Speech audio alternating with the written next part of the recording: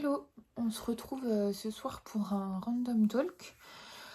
Vous êtes juste sous la lumière et il y a un moustique qui tourne autour, c'est insupportable et il doit déjà passer devant la caméra. Bon bref, ce soir on va discuter ensemble pendant que je fais mes ongles. Ça fait 1 million d'années que j'ai pas mis de vernis à ongles.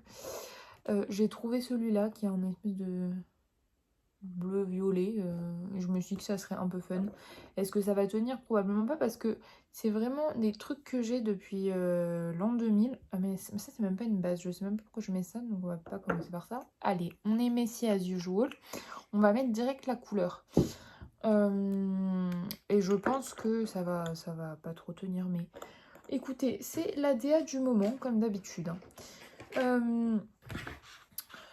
Aujourd'hui, j'ai envie qu'on parle d'un sujet. Je sais pas trop où je vais aller avec ça. J'avais oublié cette odeur absolument terrible du vernis à ongles. Aujourd'hui, j'avais envie qu'on parle d'un truc, à savoir un peu l'espèce de débat qu'il y a entre qualité et quantité, notamment dans le cadre d'une production artistique et encore plus dans le contexte actuel. Vous n'êtes pas sans savoir que je réfléchis beaucoup si vous avez regardé mes précédentes vidéos. Est-ce que cette couleur va me plaire? Ouais, pourquoi pas. Je réfléchis beaucoup et notamment, bon, mon objectif de vie, ça serait dans un monde merveilleux de pouvoir vivre de ma création. Aujourd'hui, je dirais que c'est plus ou moins le cas étant donné que je m'y dédie à plein temps, mais de là à dire que j'en vis correctement, non, hein, parce que clairement, si on suit des chiffres, je suis loin de toucher un SMIC, hein, donc je vis en dessous du seuil de pauvreté, on va dire, sur le principe, mais bon, heureusement que j'ai la chance d'être avec quelqu'un qui a un travail stable, etc. Mais bon, techniquement, c'est pas viable, quoi. Enfin, c'est sûr que... Et c'est une angoisse au quotidien. Donc, je me questionne beaucoup sur comment optimiser ce truc-là, parce que j'ai une vraie volonté d'en faire quelque chose. Bon, évidemment, vous me direz, je suis déjà passée 1000 fois par le questionnement de est-ce que je prends un travail et j'arrête tout? Est-ce que je prends un travail à mi-temps et je fais les deux? Est-ce que je prends un travail en attendant d'économiser pour ensuite avoir nanani? Enfin, on les connaît ces débats. Je veux dire, si vous êtes artiste, je pense que vous-même vous savez. Et vous noterez que vraiment je fais ça sans aucune préparation, sans aucune forme de l'image d'ongle ou de je sais pas quoi. On est vraiment à l'arrache. Je sais même plus si j'aime encore avoir du vernis, surtout qu'en plus je fais tout le temps des trucs de mes mains et quand je ne suis pas en train de dessiner ou de bricoler, je suis partie en mer avec mon mec sur un bateau où je suis en train de trifouiller des trucs dans tous les sens ou faire de la cuisine ou je sais pas quoi. Donc j'aime autant vous dire qu'on est plus sur une DA main de camionneur, mais enfin bon. Bref. Et donc l'idée c'est vraiment d'optimiser mon activité et tout en gardant cette âme créative et en me pliant aussi à certaines règles qui aujourd'hui existent, c'est-à-dire que être artiste et savoir faire son art, on va dire quel qu'il soit, hein. C'est-à-dire que bon, moi à la base j'ai un diplôme de styliste donc je pourrais très bien faire de la mode, mais aujourd'hui je me suis spécifiée dans l'illustration et peut-être que demain j'aurai une lubie ou j'aurai envie de faire du tricot. Qui peut savoir finalement, mais quel qu'il soit cet art-là, si on veut en vivre, le principe d'en vivre, c'est de savoir se vendre, ce qui théoriquement n'est pas une compétence qu'on acquiert forcément quand on fait les arts appliqués, et même quand on ne les fait pas d'ailleurs, puisque en fait c'est un métier à part entière, j'ai envie de dire. L'autre jour, dans mes commentaires YouTube, il y a quelqu'un qui m'a fait tout un laïus pour me dire que c'était ça le dégoûtait proprement, quelqu'un qui pouvait employer le terme se vendre. Spoiler, tout le monde aujourd'hui se vend, c'est-à-dire qu'elle est travaillée, que ce soit être, trader, médecin ou caissière, c'est, se vendre en fait, parce que c'est vendre son temps et vendre ses compétences. Donc en fait, dans un système où on doit gagner de l'argent, on se vend forcément, malheureusement, hein. J'aimerais dire qu'on peut vivre d'amour et d'eau fraîche, j'aimerais dire que on serait dans un système où le troc fonctionne ou je sais pas quoi, mais ce n'est pas le cas. Donc on est effectivement obligé de se plier à un certain nombre de règles, notamment dans la profession, dans les milieux artistiques. Il y a un certain nombre aussi d'injonctions parce que ça fonctionne au réseau, parce que ça fonctionne. Et quand je dis réseau, je parle pas que de réseaux sociaux, je parle aussi de réseau de personnes, avoir un portefeuille, avoir des connaissances, connaître le bon contact qui peut trouver les bons deals. Ça veut aussi dire savoir se présenter en tant que personne, heu et accepter aussi que parfois son art va être acheté parce qu'on a un bon capital sympathie, par exemple. Hem, ou parce que, je sais pas, on a un bel appartement, qui va bien avec, ou parce qu'on a un pouvoir d'achat qui, ou parce qu'on a une vie qui, enfin, il y a tout un tas de facteurs à prendre en compte autour. Et ouais, c'est pas mal cette petite couleur. Et en fait, le truc, c'est que, ça pose beaucoup de questions chez moi sur ma façon évidemment de créer. Et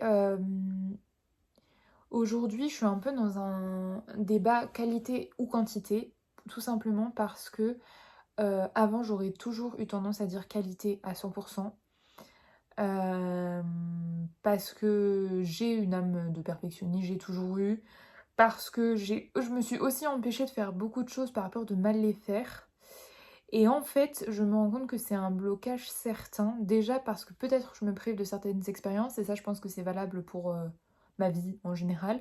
Mais aussi parce que euh, j'ai l'impression qu'il y a un peu ce truc déjà de practice makes perfect, dans le sens où, bah, en fait, plus tu pratiques, plus tu... En fait, la quantité peut amener la qualité. Plus tu pratiques, plus tu peux être bon. Et ça, en tout cas, dans l'art, ça s'est toujours prouvé un peu réel, hein, dans le sens où il peut y avoir une partie de dîner, mais ma machine à laver, bon, voilà, qui participe au débat. Il peut y avoir une partie de dîner, évidemment, mais malgré tout, il y a quand même un truc où ça se travaille, et je pense que ça se travaille aussi dans le temps et à la fréquence. Donc beaucoup produire et accepter de produire des trucs mauvais aussi. Donc évidemment être dans la quantité pour dans cette quantité-là en sortir la qualité.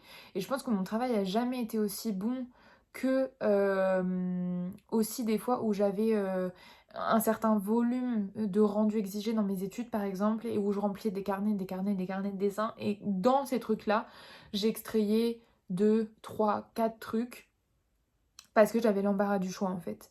Et en fait, je me dis, si je produis, statistiquement, si je produis 160 trucs, j'ai plus de chances d'arriver à en trouver, à extraire quelque chose de bon que si je produis 3 trucs. Donc, évidemment, on sent que c'est étroitement lié. Mais après, ce débat-là, je le reporte aussi sur aujourd'hui la question des réseaux sociaux. Notamment parce que je me suis... Voilà, j'ai déjà commencé à esquinter le truc. Notamment parce que je me suis beaucoup empêchée de produire du contenu par peur de manque de cohérence, par peur de manque de pertinence, par peur de manque de matériel, de manque de justement de qualité dans le son, dans l'image, dans du montage, enfin dans tout un tas de choses. Aujourd'hui, j'estime que j'en suis à peu près sortie. Je pense que j'ai une production un peu plus libre, ce qui me permet effectivement de poster tout un tas de trucs random et parfois assez décorrélés et tout ça. Euh, Notamment par exemple le débat du feed Instagram dont j'ai déjà parlé, où j'étais intimement persuadée qu'il fallait que mon feed soit ultra cohérent pour que j'ai un style identifiable. Et du coup, peut-être à cause de ça, j'ai aussi un petit peu occulté mon propre style pour me coller à une image que je pensais être la bonne. Euh, mais même si aujourd'hui j'en suis détachée, c'est vrai que je continue de me dire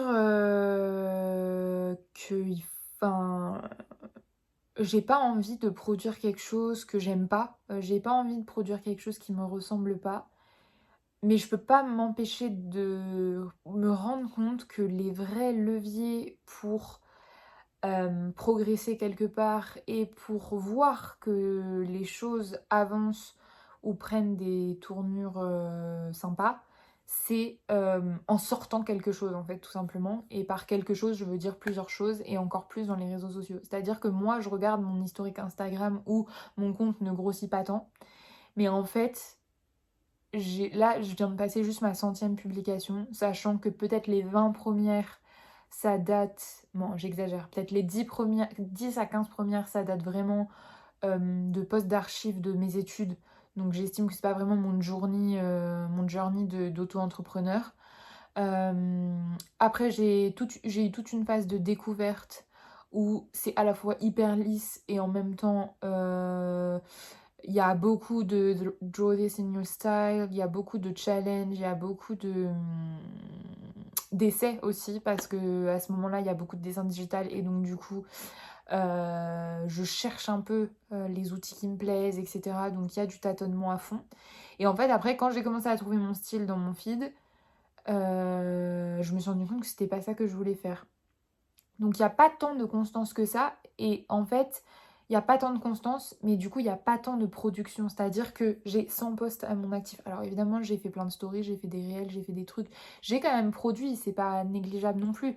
Mais je me rends compte que la quantité, elle n'est pas, je trouve, représentative de tout ce que j'ai pu produire. Et notamment, souvent, il y a des trucs que j'ai pas montré, que j'ai fait qui sont peut-être bien meilleurs que des trucs que j'ai postés parce qu'ils collaient à une certaine idée que je me faisais de ce qui était postable, de ce qui était attractif, alors que c'est même pas nécessairement ce qui marche forcément. Et aujourd'hui, je suis un peu en mode pourquoi filtrer en fait. Pourquoi filtrer et toujours être en surcontrôle de ce truc-là parce que c'est pas ça qui me fait progresser. En fait, là, que je poste un peu plus régulièrement sur ma chaîne YouTube et beaucoup plus en dilettante, hein, qu'on se le dise. Enfin, des fois, il y a des, des petites vidéos un peu plus vloguées, un petit peu plus construites et un petit peu plus montées, peut-être, enfin, comme celle, la dernière que j'ai postée. Mais mes vlogs random, en tout cas, eux, c'est vraiment zéro montage. Là, je filme depuis mon téléphone, j'ai pas de micro. Et je fais ça comme ça et je vais vraiment ouvrir YouTube depuis mon téléphone, faire importer, terminer quoi. En fait, il n'y a pas de...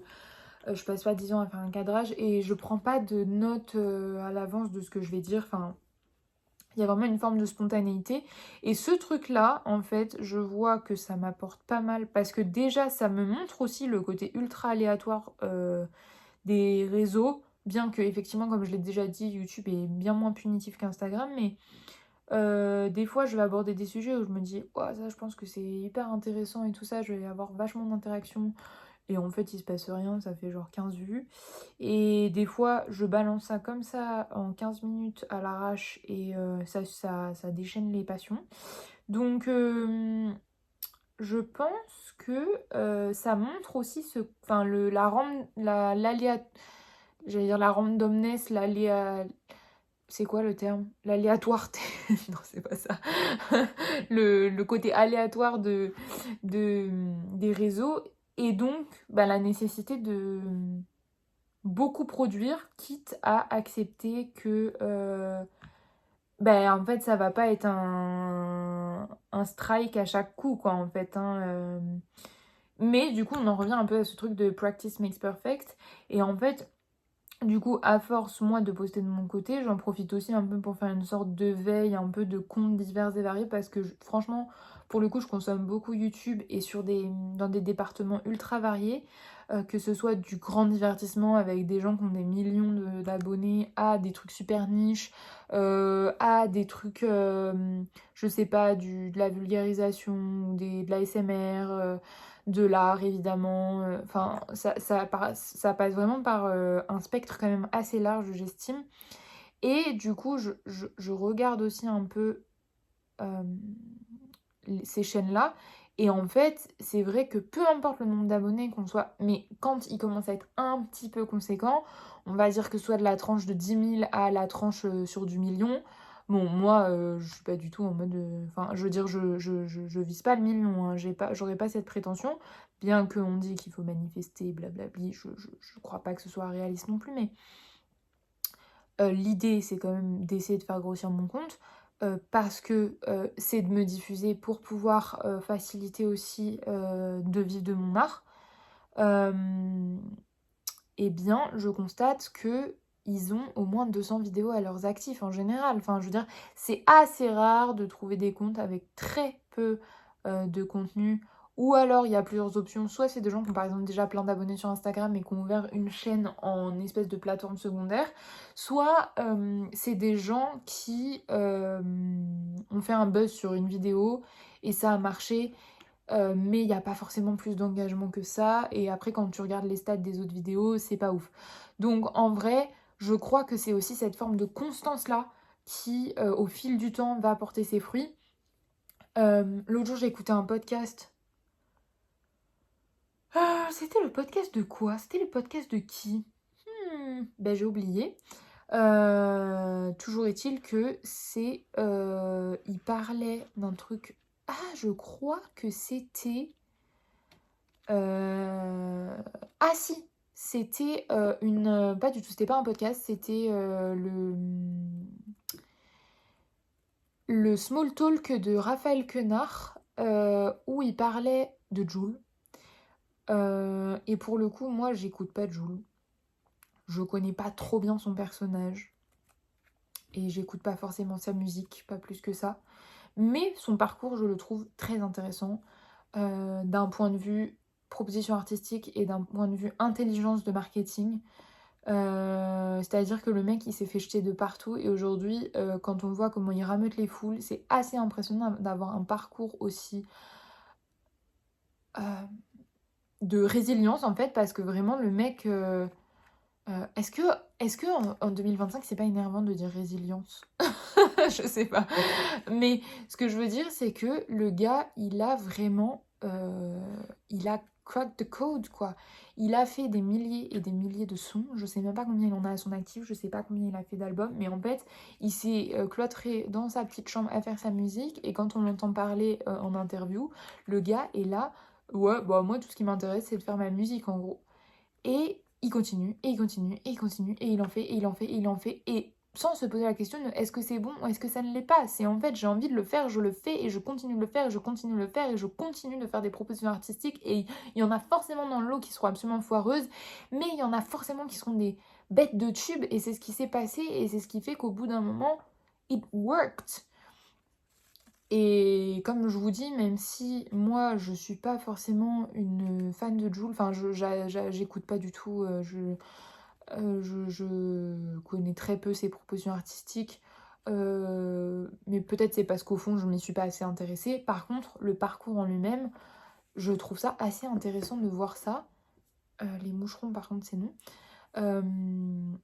Je trouve ça assez intéressant de voir ça parce que ça montre un peu quand même que, cette théorie du practice makes perfect, bah, ça marche en fait. Et moi je crois que je suis en fait trop déjà dans l'autoréalisation du truc dans ma tête. C'est-à-dire que je me fais déjà les questions et les réponses en mode, heu, en fait, je pense à la réalisation du truc, je pense à ma capacité à le réaliser ou non et parfois dans ma tête, je suis déjà, dans la défaite en mode: «De toute façon, ça, je suis pas capable, donc au moins, c'est bien, j'ai réglé la question» et même une fois que, j'ai passé ce step-là dans ma tête, je suis déjà en train de me dire: «Ouais, mais ça peut marcher. Ouais, mais ça peut pas marcher». Alors déjà, du coup, bon, c'est ultra biaisant pour ma capacité à produire et la spontanéité aussi de la création et forcément, c'est pour ça que des fois, je me retrouve dans des spirales de pression, assez ouf parce que, j'arrive pas à créer ce que je veux parce que je try too hard et je veux que ça ait trop du sens et que je veux que ça soit trop bien et en fait, je me compare et blablabli et blablabla. Mais en plus de ça, beh, je sors rien, quoi et en fait, bon, comme je vous dis, pendant mes études, c'était peut-être un cas un peu extrême parce que je pense que je me suis aussi un peu burnt out à me forcer à aussi des fois produire et tout ça. Mais j'avais un peu cette décomplexion de me dire: «Bon, de toute façon, il y a une attente derrière qui vient pas de moi, enfin, on me demande de faire ça, donc je le fais» Et en fait, là, quand c'est moi qui me le demande à moi-même, je suis déjà partie en mode, «Oui, bah, en fait, tu sais que sur tes, 150 propositions, tu vas en retirer que 4, donc n'en fais que 4». Mais sauf que du coup, la logique perd complètement son essence si elle est interprétée comme ça, en fait. Donc, j'avoue que j'ai un peu changé de camp en me disant: «Mais non, en fait, la quantité prime sur la qualité et de cette quantité-là, on peut en tirer la qualité nécessaire et l'avancement nécessaire à, ben, toujours s'améliorer et aussi développer quelque chose». C'est-à-dire que moi, l'art pour l'art, j'adore, hein, les gars, c'est pas la question, hein. Si franchement je pouvais, comme je vous dis, vivre d'amour et d'eau fraîche, je le ferais, bien sûr. Mais comme là, je suis dans une posture où je suis obligée de trouver des stratégies intéressantes pour marketer ce que je fais si je veux continuer à le faire, eh bien, je dois complètement accepter que je vais produire des trucs moins bons. Bon les gars, la vidéo a coupé donc parce que j'ai plus de mémoire sur mon iPhone, donc on va estimer que c'est la fin de la réflexion et que j'ai dit je crois que là j'ai à peine une minute pour wrap up, donc voilà. J'espère que ça vous a intéressé. N'hésitez pas à réagir et à commenter, je le dis jamais, et aussi à vous abonner. C'est vrai que je le dis jamais, mais c'est cool si vous le faites, ça m'encourage à continuer et du coup